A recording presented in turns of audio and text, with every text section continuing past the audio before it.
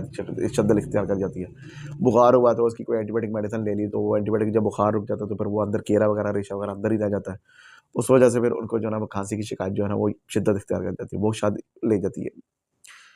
अब ये होता है कि कईयों को सिगरेट पीने की आदत होती है, स्मोकिंग करते हैं, सिगरेट पीते हैं या हुक्का पीने की आदत होती है, उनके जो लंग्स की है वो अंदर खुश्क खांसी जो है ना वो पैदा हो जाती है। उनकी जो वेन्स होती हैं, लंग्स की जो बारीक बारीक नालियाँ होती हैं वो खुश्क हो जाती हैं, ड्राई होने की वजह से उनके अंदर ना खांसी की शिद्दत जो है ना वो इख्तियार कर जाती है। कई तंबाकू जो है वो बहुत ज़्यादा इस्तेमाल करते हैं, उनको तंबाकू इस्तेमाल करने की वजह से ना जो वो खांसी की शिकायत जो है ना वो बढ़ जाती है उनके लिए।